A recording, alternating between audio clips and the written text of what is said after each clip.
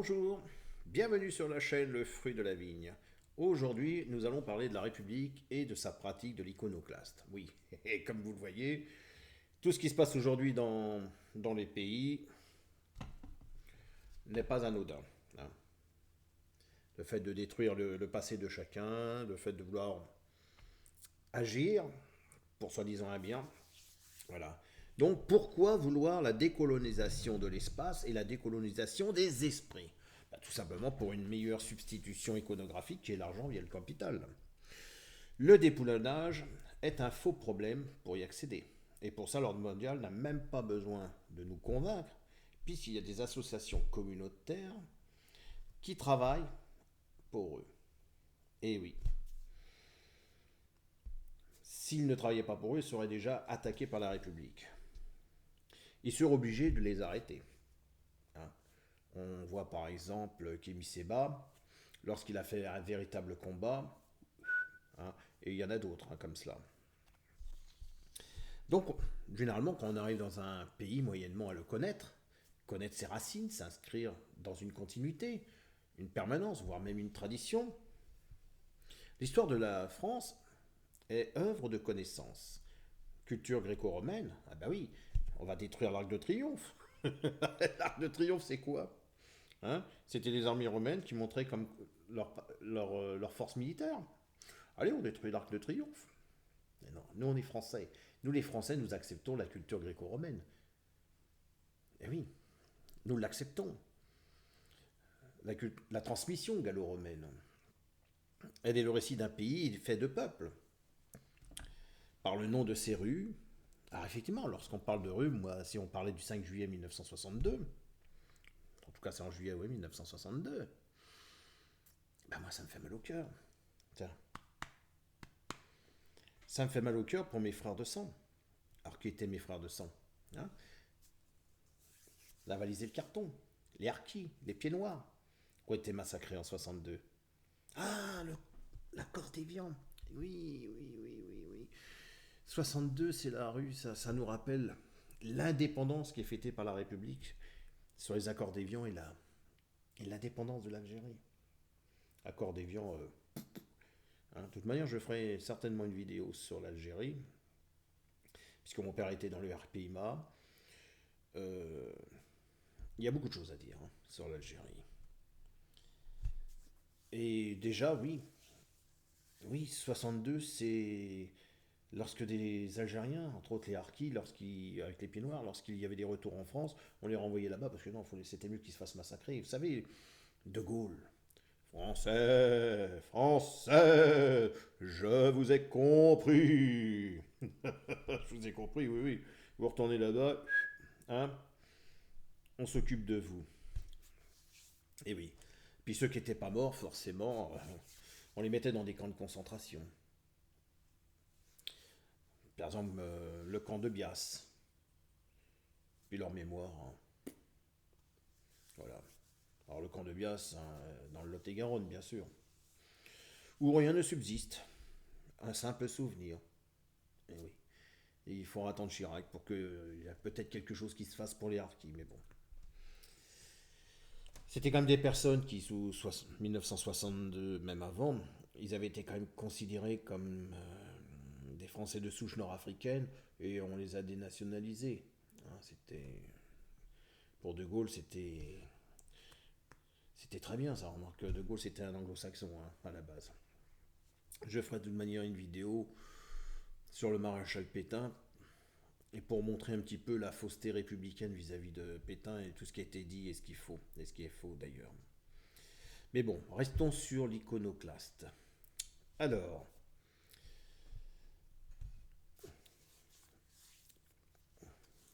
donc, l'histoire de France est œuvre de connaissance, de transmission. Elle est le récit d'un pays fait de peuples, avec un S, bien sûr.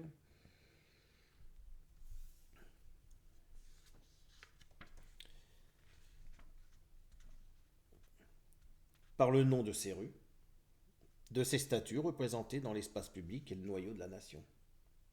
Quand vous visitez un château ou autre, vous avez des statues, vous avez des tas de touristes qui viennent pour visiter et savoir ce qui s'est réellement passé. C'est ça qui est important. Que vous aimiez ou pas ce qui a été mis en place, c'est ce qui vous rappelle de ce qui s'est passé. C'est votre histoire. Mais on a tendance à l'oublier. Donc à l'échelle du pays, les ornements, les structures viennent nous caresser pourtant les yeux comme de simples puzzles, comme un puzzle, formant pour nous une magnifique histoire, celle de la France ouverte dans sa grandeur hexagonale.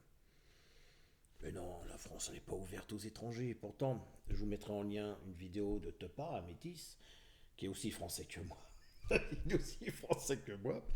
Et il vous parlera de nombre de personnes de couleur qui ont accédé, Saint-Georges et d'autres, qui ont accédé quand même au pouvoir. Mais bon, tout ça on l'oublie. On oublie ce qu'on a envie d'oublier.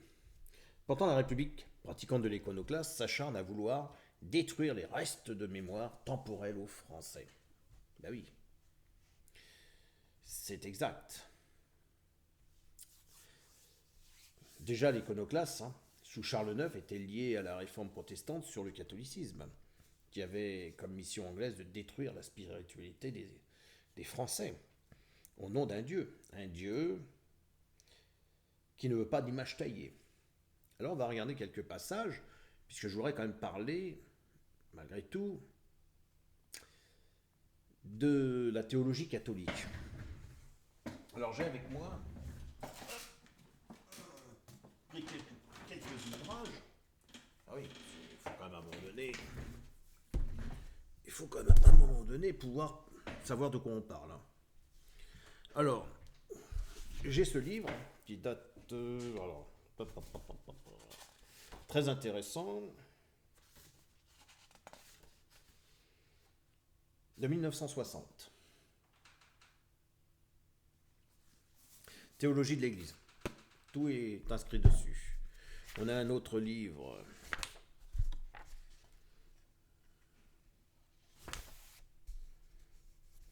Un autre livre qui date de 1900.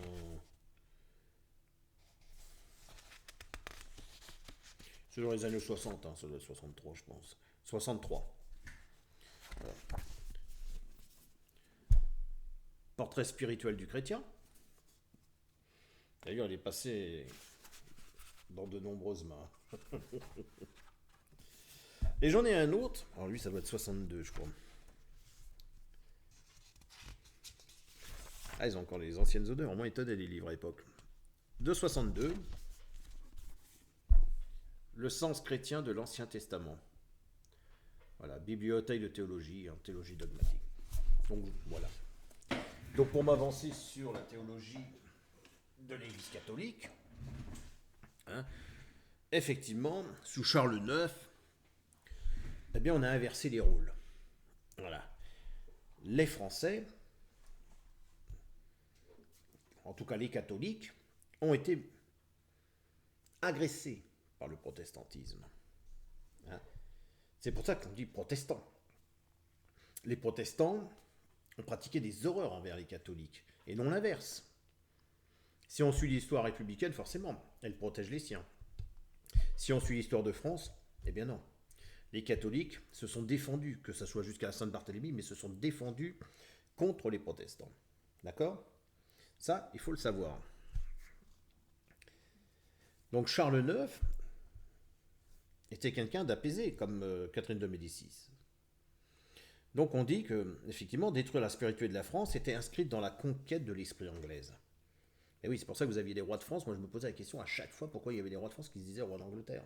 Du moins, des rois d'Angleterre qui se disaient moi, je suis roi d'Angleterre, roi de France. Bah oui, et Henri IV. Sa conversion n'était pas une grande conversion. Puis son édit de Nantes. Pourtant, il y avait bien avant lui l'édit de janvier. L'édit de janvier qui avait été signé par Charles IX, mais qui avait été commandité quand même par sa mère, puisque celle qui s'en occupait, elle était trop jeune encore pour gouverner. Catherine de Médicis, elle voulait tempérer, elle voulait apaiser les protestants. Il y avait le concile qui était en place, il fallait attendre, mais eux, ils ont pratiqué ce qu'on appelle à un moment donné, quand on leur a dit rendez les églises. Ah mais non, on va faire mieux que de vous rendre des églises, on va pratiquer de la pédagogie, vous allez voir. Et ils ont pratiqué l'iconoclaste. Allez, appelez votre Dieu, dites-lui de venir à votre Dieu. Ben oui, parce que l'Église protestante ne fait pas la différence entre le culte de Dully et puis le culte de latrie. Eh ben non. Vous voyez, là j'ai mis à côté de moi une statue. Chez les catholiques, cette statue, c'est une vénération, mais pas une adoration. C'est ce qu'ils appellent le culte de Dully, c'est-à-dire on vénère les saints. Mais l'idolâtrie reste dans le culte de latrie. Mais ça, les protestants ne pouvaient pas le savoir à l'époque. Eh ben oui, mais on fait pas d'image taillée, mon ami. On fait pas d'image taillée. Eh. Donc aujourd'hui et par extension, ce sont les œuvres d'art de notre passé qui sont menacées. Oui. Après la spiritualité des Français, on veut lui détruire sa temporalité, lui détruire le moindre génome d'espoir de connaître ses aïeux, lui arracher le droit d'être fier, fier de son pays.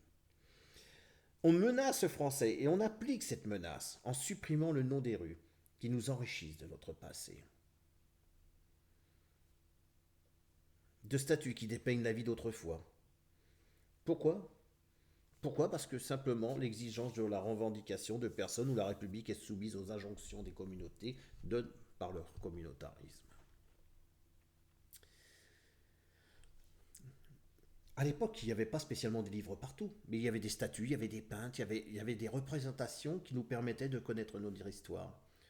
Quand j'étais jeune avec les anciens combattants, quand je visitais les châteaux, ou quand j'allais sur les tombes, sur les morts, tout ça, le soldat connu, d'autres, Pétain, non Pétain je ne me rappelle pas.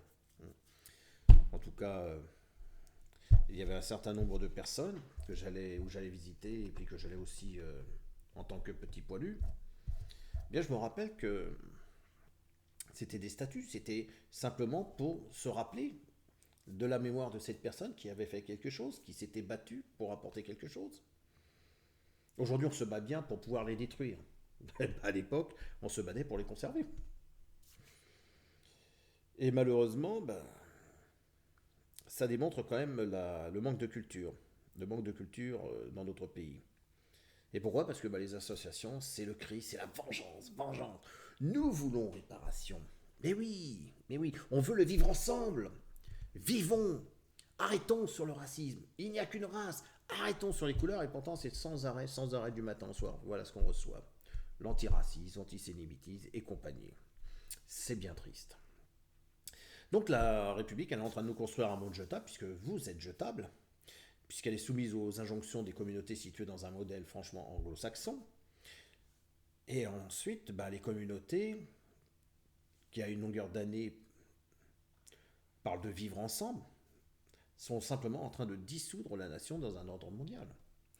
Pas que la nôtre, les nations en général. Donc, cette civilisation, ces droits de l'homme, ça sera cela ou le règne du néant. Par contre, vous pourrez choisir, bien sûr. Dans la pensée, c'est ferme-la à tout jamais, mon ami. Hein. Donc, qu'est-ce qu'on peut dire? On peut parler d'un désastre environnemental ou l'indice d'une ignorance culturelle qu'on inflige au peuple français. Alors, vous allez me dire, effectivement, d'où ça vient, par exemple, qu'est-ce qui m'a amené à faire cette vidéo? Alors, qu'est-ce que j'en ai fait? Cette vidéo, elle m'est venue par rapport à la statue de Colbert, actuellement, dont on parle, que l'on veut supprimer. Et donc, du coup, on nous a parlé du code noir. Donc, ce code noir, je l'ai là. C'est un code que j'ai acheté en 2014, qui a été écrit par Christiane Taubira, et qui apparemment, lorsqu'elle est à l'Assemblée nationale, effectivement, moi je lui passe, il y a la statue de Colbert et la souffrance de ce qu'il a fait, le code, vous vous rendez compte? Ouais. Ça, c'est ce que vous raconte l'histoire républicaine. Moi, je vais vous raconter l'histoire française.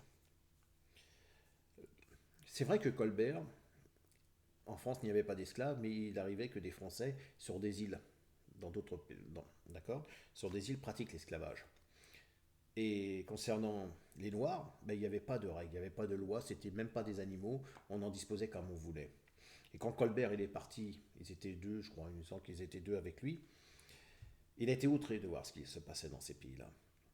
Donc du coup, quand il est revenu en France, il en a parlé à Louis XIV, et Louis XIV s'est insurgé de savoir qu'il pouvait même y avoir des Français qui pratiquent dans des îles, Voltaire ou d'autres, pour parler que de lui. Mais bon, là, je parle de Louis XIV. Donc, il était outré de savoir qu'il y avait des personnes qui pratiquaient de l'esclavage où une personne, un être humain, était moins qu'un animal. Et donc, il a décidé de faire un code, le code, donc ce qu'on appelle le code noir. Malheureusement, C'est vrai que ce code noir n'est pas parfait. C'est vrai que quand vous le lisez à l'heure d'aujourd'hui, hein, en 2019, on est outré. Outré. On s'insurge. Et moi, je m'insurge. Quand je le lis, je me dis, mais c'est pas possible. C'est pas possible qu'à cette époque, c'était ça. D'accord? Mais il faut voir avec les yeux de l'époque. Ce code-là, ben, avant ce code, c'était encore pire. Quand j'entends les bêtises de personnes qui me disent, ouais, tu te rends compte, Luc, ils envahissaient les pays d'Afrique, et t'avais les catholiques qui arrivaient, baptisés, baptisés, ça, c'est ce qu'on nous dit. Bon, on m'a élevé là-dedans, on m'a bercé là-dedans, mais ça, c'est du pipeau. Effectivement, la République colonisait les pays, colonisait les peuples. Et les peuples étaient que, même pas, ça valait même pas un animal. Les catholiques baptisaient, d'accord? Ils baptisaient les Noirs. Et pourquoi ils les baptisaient, ces Noirs-là? Bah, c'est simple. C'était simplement parce que ça les rendait chrétiens. Et chrétiens, ça leur donnait, ça faisait d'eux d'une personne. C'était un moyen d'éviter les carnages. Donc ils étaient baptisés, devenaient catholiques, et ça évitait que ceux qui étaient au-dessus, qui étaient amenés à vouloir tout détruire, détruisent des chrétiens, c'est-à-dire des chrétiens catholiques. Voilà, tout simplement. Ça, c'est l'histoire. Vous pourrez me dire le contraire, vous pourrez me dire tout ce que vous voulez, c'est pas vrai, machin, papa, moi j'ai fait des hautes études, je suis professeur, j'ai étudié. Eh, hein, c'est bon. À un moment donné, on arrête. Je veux dire, à un moment donné, on peut s'en prendre à nous, on peut nous accuser des choses. Moi, je suis prêt à accepter un certain nombre de choses. Comme je l'ai dit, ah, les Romains nous ont conquis, la Grèce. Et alors, je me suis assimilé. Même si aujourd'hui je dis que l'Italie doit rester l'Italie, par exemple, et la France, ou l'Allemagne et la France la France, puisqu'après Charlemagne, hein, l'Italie et la France et l'Allemagne, c'était un empire. Après son fils Louis de Desbonnets, elle a pas su. Bon, il était un peu comme François Hollande, il était trop gentil, donc il a laissé un petit peu faire les choses. Et ses trois fils se sont disputés les royaumes, et nous, Charles le Chauve a récupéré la France. D'accord? Bon, bah, moi, à partir de Charles le Chauve, on est français, point.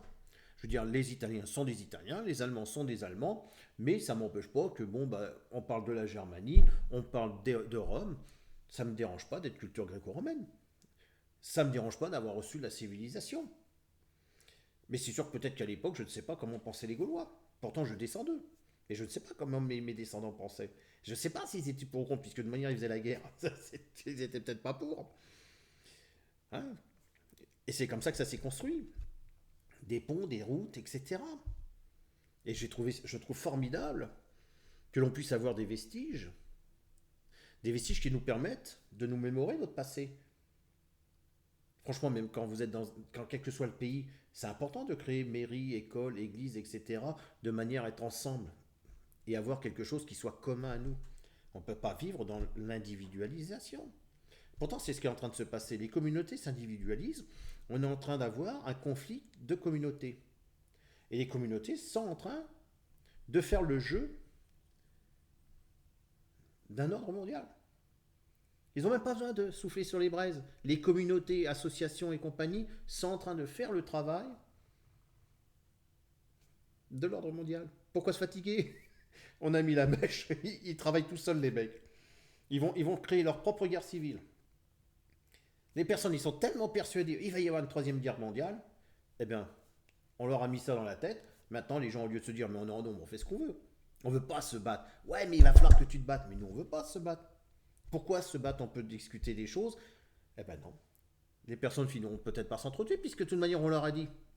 Donc c'est une prémonition. Ah oui, c'est une prémonition, les gars. Vous allez vous entretuer. Vous allez vous battre pour vos droits. Moi, je veux ci, moi, je veux ça. Moi, je veux plus ci, moi, je veux pas ça. Ben oui. Vivre ensemble. Non, on vit pas ensemble. On vit à côté les uns des autres. C'est différent. Bon, en tout cas, moi, je suis navré de voir qu'on veut encore enlever et déboulonner des statues. Ça me fait mal au cœur, ça me fait mal à la France, hein, comme je dirais. De voir que mon patrimoine, on est en train de le déboulonner. Bon, vous me direz, on les parque à droite à gauche. On est en train de les ranger, on les casse pas. On pourra peut-être les remettre à un moment donné. Mais ça me fait mal au cœur de voir que des associations, eh bien, ordonnent ou demandent, et puis qu'ils ont le droit de de faire ce qu'ils veulent. On commence par ça, puis par ça, puis par ça, puis par ça. Voilà. Moi, je vous dis à bientôt pour une prochaine vidéo. Prenez soin de vous. Au revoir.